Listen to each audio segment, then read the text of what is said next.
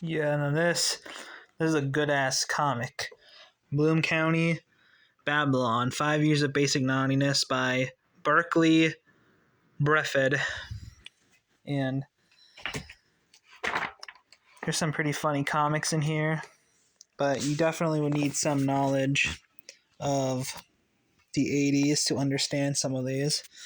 Like, this was like a parody of Star Trek, which is probably more like universally known by people. Everyone knows what Star Trek is. But if I look, yeah, like this, Gene Simmons never had a personal computer when he was a kid, and this is like a joke about 80s computers, which you might not understand unless you actually were alive then. But even though I'm a Zoomer, I kind of understand it.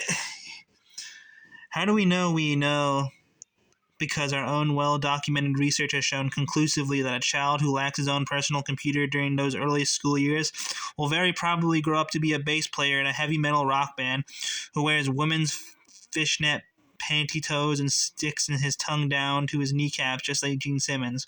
Your child fuser doesn't have to look like this.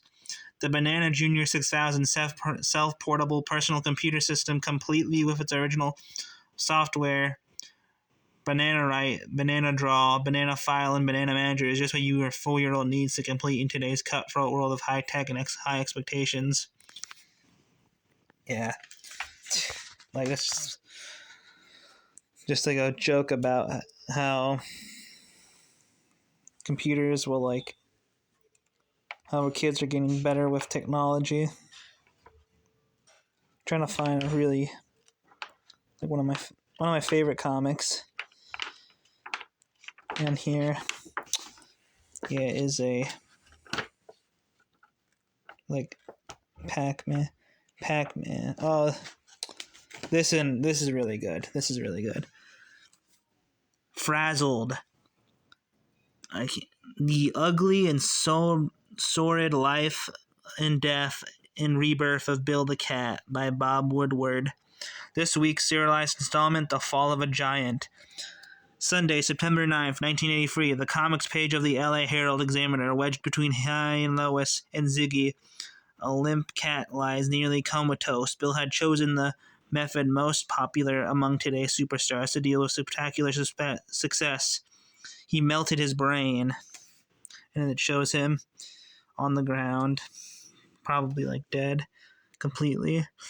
The same day, Washington, the Senate, the Comics Guild hearings. It's all a media myth, Senator. There's no more drug problem in the cartoon industry than the entertainment industry. Well, that is a relief.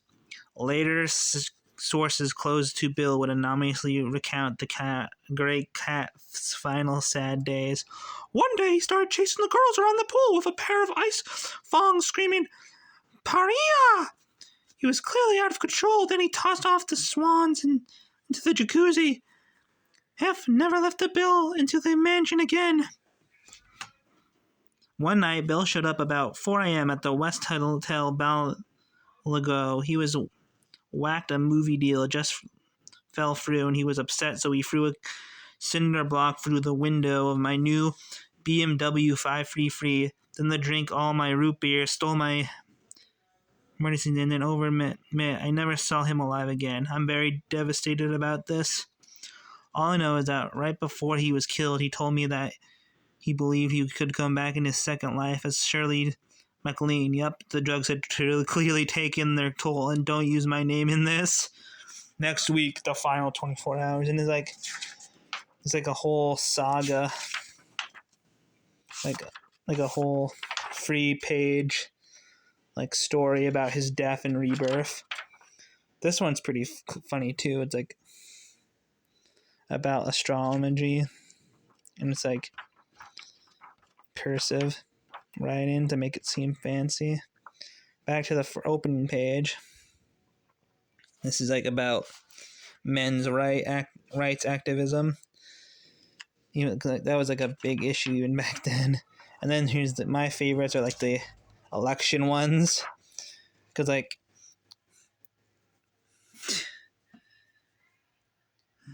it's like different strokes with, I forgot who the guy from the Simpsons gag.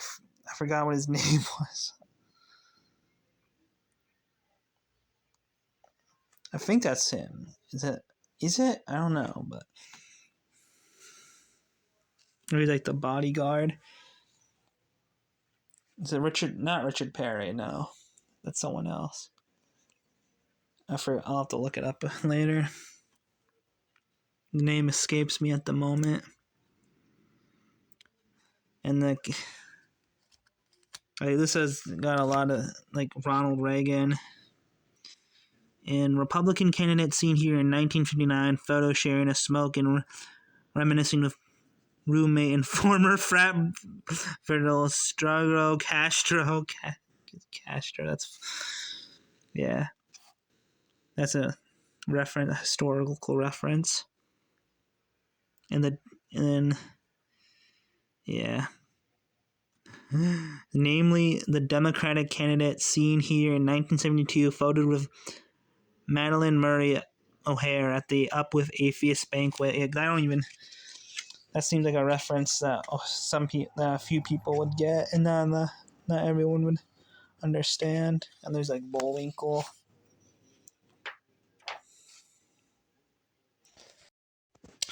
Okay, so yeah, I found this other little saga. Sorry, but my storage ran out. But this is the Bill the Cat story, and it's telling Bill the Cat's rise to fame.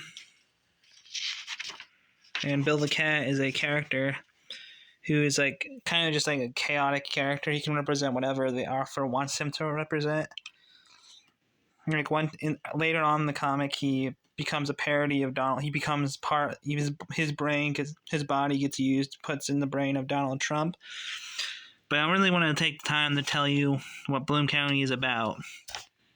And it's about this guy, Milo Bloom, who's our news reporter for the Bloom County, like, local newspaper. And, like, Bloom County is, like, a, like, magical town in, like, the middle America that could represent anywhere, really. And basically it's about him and the bizarre characters that co-inhabit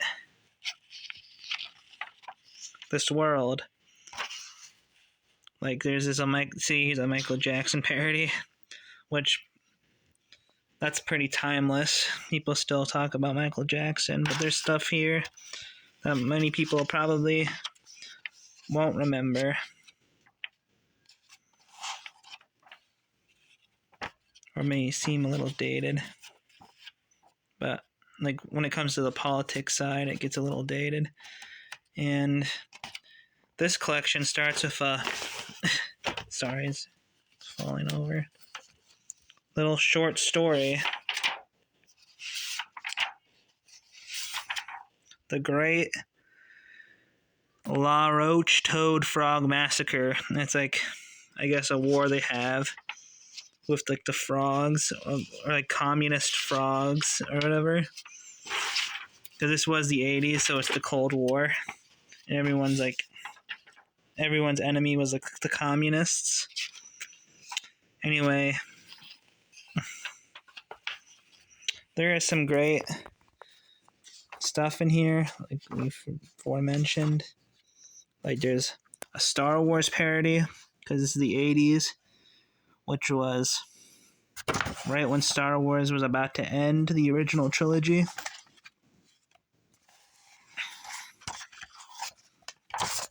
And I'm trying to find one of my particular favorite comics in here. Sorry, trying to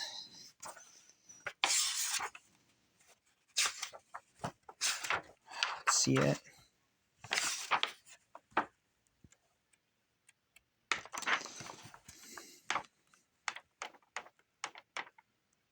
And no, well, the one with the nose, the lady with the big nose, that's pretty funny. And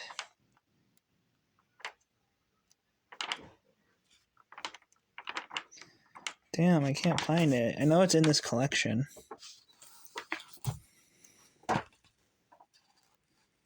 I want to use up all my storage. Well, let's see. Oh, here it is. This is one of my favorites. God, I can't take it anymore. Just what kind of life are we living these days? Just think. We spend all of our time going full speed around and around this crazy maze of a world, just eating and running. And all that while our various fears are forever chasing us close behind, gasping and snapping at our heels, snap, snap, snap, until finally one day they catch up and it's all over. For God's sake, help me put my finger on it. Today's world is like living in a great, great big video game. What's it? Nah, it's not like that. Is this a put on? You see? Because it's like that's kind of funny. That's pretty funny. I like that. Not because it's like it's a reference that people would still understand in the modern era. Because everyone knows what Pac-Man is. And it's like kind of witty because it's like you'd think he'd agree that life's like a video game, but he doesn't agree, which makes it like kind of a witty observation because life sometimes is like a video game where you got goals and you work to achieve them, and you have like a hierarchy of like power, like influence in this world, and your like social credit. I'm not to sound like a communist, but your social credit does kind of go down if you like do things that are socially unacceptable. But if you like contribute to society, your social credit goes up. Anyway, yeah, this is like a great little collection of comics. And I remember, if I remember correctly, this is the guy, by the way, who drew it. Kind of looks like someone I know. Kind of looks weirdly, yeah. He weirdly looks like Paul McCartney a little bit. And there's his dog. But if I remember correctly, this series ended, yeah, in the 89. It was replaced with Sunday strips. And this is another collection I have of Loose Tales. It's basically the first few strips, the early ones. So that's pretty cool. But yeah, if you're looking for like a satirical comic that's like really funny and is kind of in the same vein as Calvin and Hobbes, I would recommend this.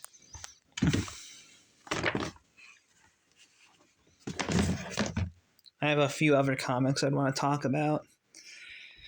So like, if you see any in these piles that you'd want me to talk about that I have read, or even some that I haven't read, then I don't know, just talk about it. Anyway, later.